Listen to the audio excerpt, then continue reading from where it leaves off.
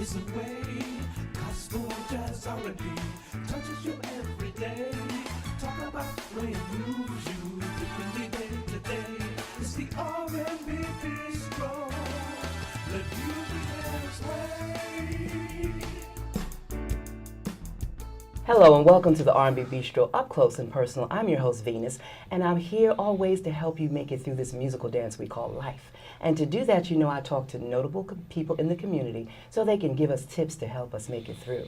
Today, my guest is a singer. And what I mean by that is when he hits the notes, they go all through your body and make them shiver.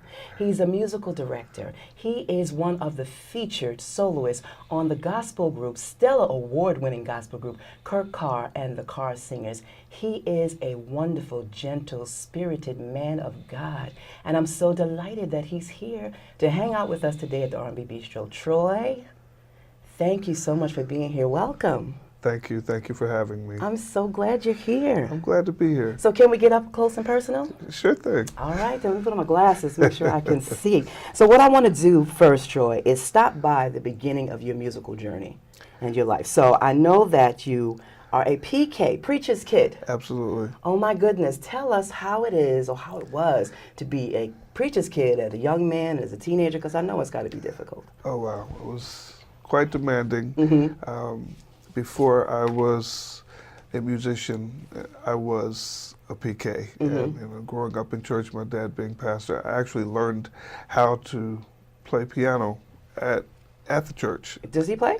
No, he doesn't. Okay. But my mother plays a little bit, and she one Sunday instructed me to go over to the piano. And start playing? Yep. Stop. And yeah, she was one of those that you don't question. Oh, but do we ever question our parents from our era? Mm-mm. Absolutely not. Right. So I'm like looking at her like, are you crazy? But I had to do it, and I just went over and started doing this here. Get out. I was about 11 years old, and she nodded. I looked back at her. She nodded her head like, that's it. So you played with one finger for a while? For a long time. And eventually the interest grew, and I just started to pick up with God's help, and I learned by ear. It helped me a lot, and then eventually I've always sung, but I didn't know what I was really doing. So it all came together at some point. So did you ever take any formal training in playing the piano? I did at some point for a little while. The teachers were frustrated, and so was I, because I came to get help, but I didn't want to do what they told me. So I was doing why did you want thing. to do what they Well, I wanted to play by ear. Okay. I did already. I was playing, and they're telling me, it's hard to teach somebody to read and follow instruction that is already doing what it looks like you're doing. Right.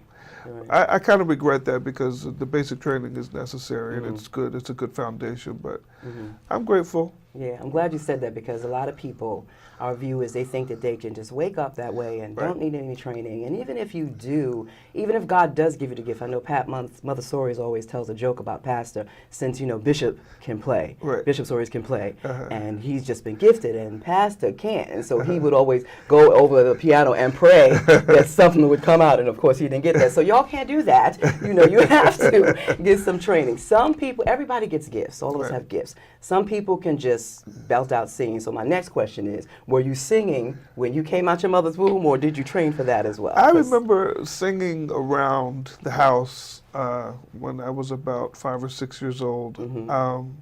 I would sing with my mother a lot, because she was a singer. Her whole family is very musical. They sang gospel or secular? Yes, Gospel, they sang gospel music. But because everybody sang, it wasn't a big deal. It wasn't anything special. So we all just sang, me and the rest of my siblings. We just sang. And eventually I started to get comments and different things that people would say from high school and other churches, and it's like, boy, you can really sing. I'm like, wow, really? Can I? I'm like, Really? Okay. I had no clue. I was about 17 or 18 before I really realized that Really? I had something maybe a little different. Were you singing in school or anything? Any talent shows? High school plays? choir, yes, Yeah. talent shows, plays, things like that. But it was just something And you that we didn't did. you didn't pay attention to all the special attention you were getting because I you didn't. could sing? Wow. I didn't know it was anything special. Wow, that's awesome. See, I told you, gentle spirited, just not even paying attention. I'm the limelight, I can sing. He doesn't do that. All right, so You are a minister of music for several different churches, or just I have our been. church? I'm just at First Baptist right now. Mm-hmm. As you know, I've just started there in December. I'm excited about what's going on there. It's a great ministry, and the music is really growing. It's getting better and bigger, and I'm just really excited about what's going to happen. Now, are there. you a tenor? I am a tenor. You're the highest tenor I've ever met in my life. Well, that's classically speaking. My friends would tell you that is considered the highest male voice. So. Oh my goodness. I want to be a soprano. I'm not going to tell. Off camera, I'll tell you what I do when I'm in the tenor section. Okay. Okay, but I don't want to spill it out here on camera, and then we'll talk private about it. But anyway, so being a musical director, so you did that back in your father's church. Yes, absolutely. Church still exists? He's still there? Yes. Okay, well, let's tell us, shout out to Faith church. Tabernacle Church. He founded and pastored for several years in Plainfield, New Jersey. Oh, that's where I Plainfield. grew up. Yes, Okay, that's where I grew up. all right. So is it hard to be a minister of music? I mean, how is it, you do it with such ease, how is it to take several voices and bring them all together for this wonderful melodic piece of music that we produce? Well, Do you get frustrated? there are times when I get frustrated. Sometimes, if you're prepared, and you should always be as a leader and any type of director for anything, but especially with concerning music. I mean, you need to be prepared, and sometimes you just don't get what you're looking for, what you're asking for, and trying to teach and pull up. But eventually it gets there. I had a really frustrating rehearsal last week, as a matter of fact. You mean our rehearsal? It wasn't yours. Oh, good. It was actually for one of the other music groups. It was really bad. Wow. And I let them know it was really bad. Wow, but I just think it was a bad night. But I have to say, like I said, you don't seem like you're frustrated to us. Okay. And in our rehearsals, I'm kind of glad you're picking on the altos. That's all I'm going to say. Don't come stand too close to me, because I don't want you to hear anything I'm doing wrong. No, but anyway, that's, I know, just trying to get people to do what you need them to do is got to just working with people, period. Working with people, period. Working with people, period. You got to have a calm, understanding, flexible type of personality. I haven't always been that way. Really? I had to grow to that. I took on a leadership position at my dad's church very early, and I was very young. I was about 14 years old. My mother was directing the choir and teaching at that point in time, and as I began to grow on the piano and whatnot, she began to relinquish a lot of her responsibility to me. And so with that, at 14, that's pretty young. It's very, and you very have adults young. that you're trying to talk And to. I'm working with adults. So I've been through all the power things, the leadership mistakes that you make, at a very young age. So by the time I became a young adult, I was evening out. So again, I haven't always been like that. And I think it's really hard for a younger person to try to manage and teach adults sometimes. Absolutely. Because they tend to forget that, okay, these people are older than you. Absolutely. They're a little bit more seasoned, so you have to kind of think out of your box and go beyond yourself to know that, there's a certain way you speak to them. Absolutely. So you can get what you want from them. But they got with me, and they let me know that. I'm sure they did. Yes, they will. Yes, they will. Let me tell you, I even have to do that sometimes with the seniors in our choir. If I see them doing something wrong, I will even, in a nice jovial way, I will even try to jokingly chastise them and let them know. Now, you're not supposed to do that, mother, because if I did that, you would be getting on me. So, and they go, okay, Venus, or whatever. You have to deal with them like you would deal with your parents. Exactly. Or because my mother tried to kill me. But you just have to come to them the way they would come to you. Yes. And then they see themselves. Yes. And then they go, ooh, let me stop. Right. This girl just checked me. Right. As they say. Who gonna check me, boo? So who are your musical influences? Who's in your car? Wow. Who do you listen to? I've listened to lots and lots. Are we talking gospel, secular? Oh, this is a music show. Okay. Stevie Wonder, of course. Okay. Icon. Michael Jackson will always be the king. Yeah. I have studied these people. Peabo Bryson. Oh, yeah. Glenn Jones. Yeah. I'm trying to think of who else I listened All right, to. come on, gospel to me now. Okay, I'm sorry. We were on that side. Now let's go to the Yeah. gospel. Walter Hawkins is probably my biggest influence in my musical studies, and just who he was my mentor, not even knowing it. And I had the pleasure of actually meeting with him and singing with him and next to Really? him. As a duet or backup? Actually, we were singing one of his songs. Duet? Yeah. Nice. And it was just maybe a year before he passed, so that was a highlight. Yeah. But the entire Hawkins family, Edwin, Walter, Tremaine, Lynette, yeah, it's the Hawkins family. So absolutely. what's that feeling like? Because I still get starstruck. I mean, people sometimes see me, especially when I was in radio, and they come out and they talk to me and they go, I was scared to come up to you. I'm like, no, please approach me. You know, I want to know that you're listening to me. If it wasn't for you listening, where would I be? So always approach me.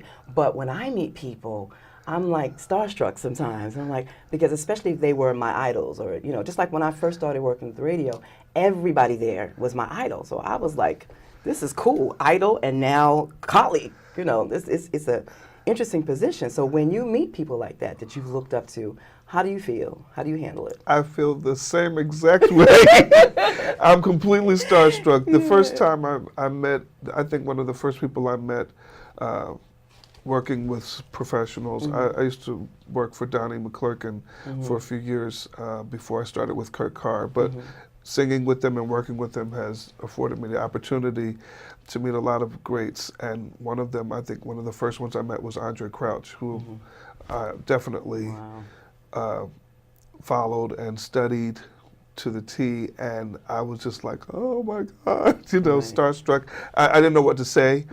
You know, I'm speechless, and, you know, kind of, I did that with Tremaine, I did that with Edwin and Walter and Lynette, all of them. So when do you find your voice and say something? Do they look at you like you're like, what's wrong with you? Yeah, pretty much. I think they're kind of used to the whole reaction thing. Yeah. They handle it gracefully. Yeah, but when they hear you sing, they're probably like, what was wrong with this man? Well, no. I think they get it. They get it. They get it. Yeah, but it's I got a little notch based on what they're doing. Please, not based on what I know. Anyway, so tell me, let's stay where we are with the secular for a minute before we move into Kurt Carr. Okay. So you've done some stuff with Celine and what's the gentleman's name? Handsome gentleman, used to be married to my Kenny wonderful- Lattimore. Yes, Kenny Lattimore. So was that background, and how did that? It was come to be? background, and that was a matter of studio sessions and work that I've appeared on the projects that they did. Just a matter of networking and knowing people type of thing. Let's stop there. See, people always bring up things that bring us to somewhere else, and networking is really good. Absolutely. And, you know, it gets to me when people think that networking is not a part of everything. Everything. Every job, Every job. any kind, Any kind. period. Absolutely. I mean, it's not everything, but in this class that I'm taking, it's 90-something%. Right. Okay, so if you don't believe important. it, it's very important. And so that means that relationships are important. Relationships are absolutely important. Because you have to make sure that that first impression is a good impression. Because everything that I've ever done and whatever I've done musically has always been based on relationships, networking and relationships. Right. It's always been, every single time. It's always a factor, a very large one. So you do a lot of session singing? Yes. Yes. Tell us how that works. Generally, I'll get a call from a friend of a friend or another friend, you know, from networking or relationships that I've established. And, you know, they call in people that they know and that they don't mind to work with. Right. That's true too. Absolutely. Because if you have this kind of personality they don't want to work with, then you ain't getting to work. That's very and they key. won't call you. Very Absolutely. key, very key. I think I watched an interview on, I like Lift Every Voice on Sundays. So when if I have time, I'm prepping, getting ready for church, watching that. And I like Joel Osteen, I watch that. And I don't remember who the guest was exactly, but he came on and he said that exact same thing. That you have, no, it actually was a guest on my show, duh. It was a jazz musician, and he said he used to go and sit around, and people would tell him, you got to make sure you have good relationships. Absolutely. Stephen Kroon was his name. He's a percussionist, Latin jazz percussionist, awesome.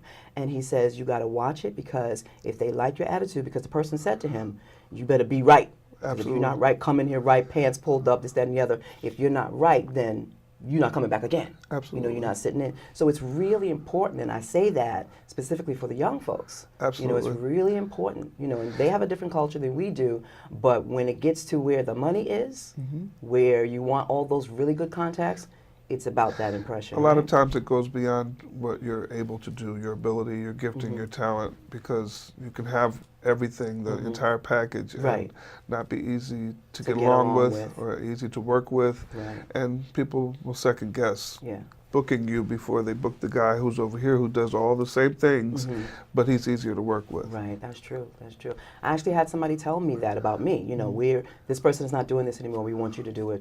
They're too hard to work with. And of course, I'm not going to mention names, but I was like, okay, thank you. But I said, whatever I'm doing, I better keep doing it. I run my mouth, but I better keep doing it, Absolutely. So let's go into the Kurt Carr Singers. Yes, the And Kurt Carr, I Singers. think we have a clip of you with the group. Let's see if we can get that pulled up. Yeah, so that's the handsome one back there. Look at you. Awesome. Anyway, I love to be in the company of handsome men, okay? I don't know what that is. But anyway, so tell us about have you been a part of the group from the start? I am not an original member. I have been with the group for some time, though. Because they've been around about 28, 29 years, right? Yeah, it's been 20 plus years. Okay, you a baby now. Okay. Yes, and I'm a baby. I wouldn't qualify just for that reason alone. Okay. But no, I've been with the group for 16 years now. Okay, that's good. Yeah, That's it's good. been a little while. So has that been your mainstay? It has been. So yes. that's awesome, yeah. Yes, absolutely. So now I'm going to dabble in the money just a minute. You don't have to tell me stuff you don't want to tell me. But so you guys are Stella Award winners. Absolutely. Okay, so when you're producing whatever, are you guys all contracted? Individually contracted? Or as a group? That is actually some private information Okay, I so I wouldn't can't go say. into. All right, no problem. I don't have a problem with that. So let me see if I can ask this one. See, I'm like Wendy. I got to get some kind of questions out. So when you get a Stellar Award, does that make it better for the group? Absolutely. Okay, in terms of booking and Absolutely. compensation and all that. That makes it Absolutely. better. Okay, good. I needed The that for my day people. after. The day after. That's quick. If not the day of, yeah. So it doesn't happen when they say you're what is it? You're going to win. Right, no You know, nominees. not nominees that have to Yeah, win. yeah. That's awesome. So I Yes. needed to ask that for people, because that's what this show is Absolutely. about. Those This show- contracts change. Yes, this show is information, and motivation. Absolutely. And so I got to ask some of the questions, Sure. but I'm not going to go anywhere where people are not comfortable. Right. So now tell us how you got into the group. Honestly, And what the ironically process is. enough, my path crossed with Kurt very circumstantially. He had been looking for a male singer. The former singer, Corey, had been gone for about a year. And he was looking for a singer. And it's not a problem for him to find singers, obviously. I mean, Yeah. he knows a lot of people. He was looking for the right fit, at least that's Right. what he told me. And after about a year, he was having conversation with a friend of his who happened to know me. And the friend recommended and suggested my name. Kurt just happened to be in New Jersey some 2 weeks later at my church. Okay. Talk Talk about divine order. Yeah, it was divine Yes, order because I yes. wasn't even going to church that morning. But you went. Okay. I got a call to come in because he wanted to meet me. And I met with him that morning, and he came, he asked me for some music, got a chance to hear me, and he flew out to New Jersey a week later to meet with me, and the rest was History. yeah. So did you take that friend out? Because now, if it wasn't for that Well, see, friend, now, I don't know the friend. That was his friend. really, He knew me, but I didn't know you him. just sent him a thank you note. I didn't send him anything. Put something on Instagram, Facebook, something. I'm about to Oh do my that. I'll have to do that. Look what you did for me. Thank Yes, you. You yes. and Jesus. Absolutely. Absolutely. All right. So do you guys tour a lot? Yes. We do a lot of work.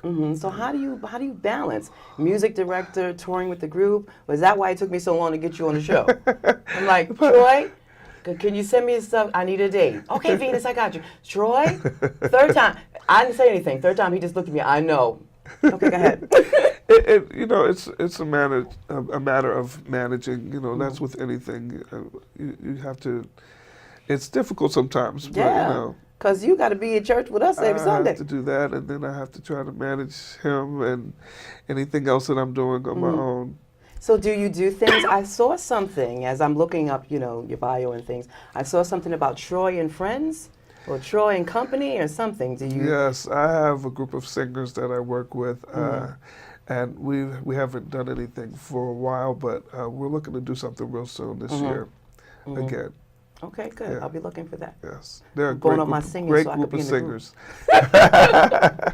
Absolutely. Oh, God. All right. So, life on the road. Yes. What's that experience like? I think it's different for everybody. I really try to make the best of it. It can be, there are times when I feel like I'm living out of a suitcase because You I are. pretty much am. But again, I think it's the thing about managing, you know, your time and your schedule. Because we see a lot of movies. You know, we just saw the New Edition movie about how Yes. things happen on the road. So is any of that kind of stuff true? Or again, it depends on the individual. And It depends on the individual and the group of people that you're traveling with and whoever else is on the ticket. I mean, yeah, there's a lot of truth to everything. so if there's some people on the ticket that are not a part of the Kurt Carr, are they in the same bus or they're different? And do you travel bus or plane? We usually fly, unless we're doing a fluid tour where we're doing date after date after week after week. If it's a fluid tour, then we will be on a bus. And we're usually within our own camp with our own people. And it's just like any family. You know, you have your issues. Yeah. And things happen. So that brings us to the rest of the Kurt Carr singers. Are you guys all like a family? Absolutely. You don't have a choice. we're together too much. Right, You know, even if you right. don't like them, this is my family. But no, we love each other very much. So how many of the people are the original? Or Actually, the absolute original singers, I don't think there are any left. But this young lady in the blue, she is here? Yes, she has the most tenure. Okay. Yeah, she's the oldest. Is this Timony over here or is this Timony? This is Timony in the yellow. Oh, in the yellow there. Okay. Yvette is in the blue. She's been there the longest. Next to her would be Nikki in the red, next to Kurt. Yeah. Then me. Then you. Yeah. Awesome. I mean, like I said, I was talking off camera telling you that some of the songs, so I listened to Awesome last night. Okay. And I picked you out. I was like, dang, is that high tenor? You know, just the beginning, I couldn't find you in there. I'm on there. I have a song on each one of the projects since I've started. I think Just the Beginning was the duet that I did with Yvette. Oh gosh, I can't remember the name of the song. And what's We the latest? Exist to Give You Praise. Oh, now I have to go pull that one Yes, up. We Exist So to Give You what's the latest project that The you latest project is it Bless This House. Bless This House, yeah. Yes. And I'm featured on that project doing Fountain of Grace. Okay. In my opinion, I think this is one of the best works that I've done with Kurt. Really? Yeah. Hasn't gotten a lot of airplay, but it's a tremendous track. See? Now that's why I need to bring some kind of background music into this show. Because what I like to do is give airplay to really good songs that are not getting any attention. Right. It really bothers me. And so that's why I had the R&B Bistro radio show so that I can do that. Because it's some awesome songs. Absolutely. You know, now when I did the radio show, the Bistro, I would sit there and play the CD with the artists and we would talk in between songs. Right. So you got to hear at least 5 or 6 songs, you Right. know, 2-hour show. So you got to hear at least almost the whole album while we talked in between and took calls from the callers, and that was really cool. So we'll see how we can interject that maybe if we go out on location and start doing some stuff. But when you get a new project, you got to come back. Absolutely. So now tell me, do you write? I write a little bit. You write a little bit. Okay. I write a little bit. Okay. Yeah. So if I have some stuff, can we collaborate? Absolutely. Good, because I got some stuff. It's not gospel. You know, I haven't written a gospel song yet. Okay. Well, I'm love and R&B and jazz and stuff, so you Sure. know, I got those things. So, but I'm looking for somebody to collaborate with. Sure thing. So that we could get these things out there. Maybe you could help me write some gospel. Absolutely. I could go through some pain and write it down. I'm telling you. So, all right. So, how do you feel about gospel music today versus 10 years ago? I think gospel music, like any genre of music, is definitely evolving. It's appealing to today's listeners. There's just a lot of foundation from 10 years ago, 20 years ago, 30 years ago, that was laid for what's happening right now. But I think it's still good. It's all still good. Every genre today, to include gospel music, is evolved into something that's just going to work for what today's listeners are looking for. Today's listeners, that's really important. So I kind of have a problem with some of the gospel music that, I don't go to the clubs a lot, but when I would go to the club, I would hear a song, or even sometimes when we have programs at church, they'll play a song and, people will start moving, the secular movements. And when I hear the song, I go, oh, wait a minute, I can't do that. I walked into a cookout and they were playing something by somebody I knew at the time, and I hadn't interviewed them yet. And I said, wait a minute, that's a gospel song, keep still. So, I can't get into that. Okay. So how do you feel about that? Well, I mean, I think there are things. I don't find anything wrong with it. I mean, a dance is a dance is a dance. However you do it, if the music moves you, then by all means, as long as it's not inappropriate. That's what I'm trying to say. If it's an inappropriate movement and you're in the church, right? In the church, then then we have another situation. But I mean, a dance is a dance. But I'm so old-fashioned, and my grandmother raised me very, very strict. So please, I can hardly wiggle. I understand. So I was raised in the same fashion, so I get it. When you go to the church, when you go to a club and you're hearing that music, it's like, I can't move this way to that.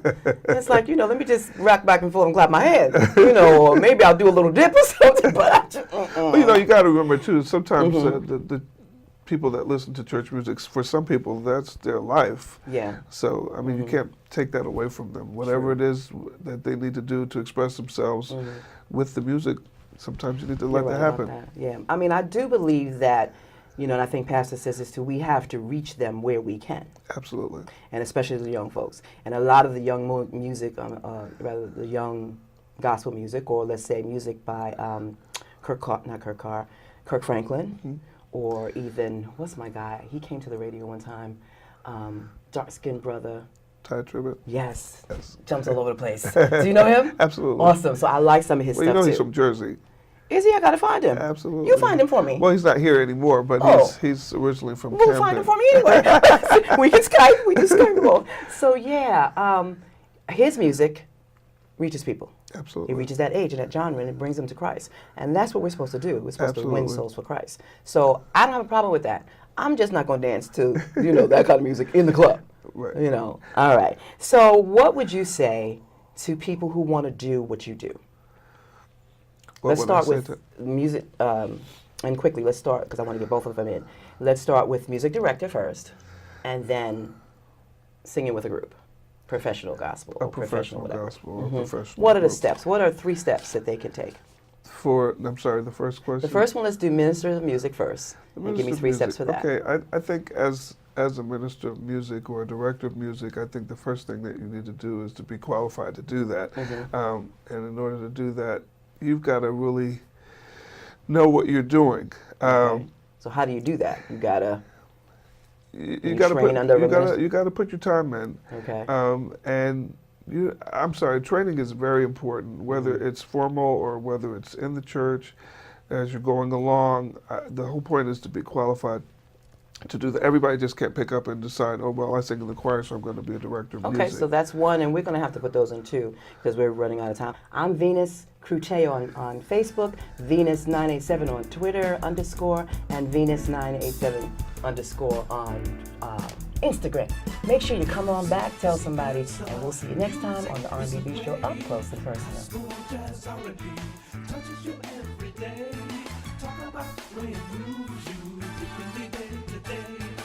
R&B Bistro. Let music have its way.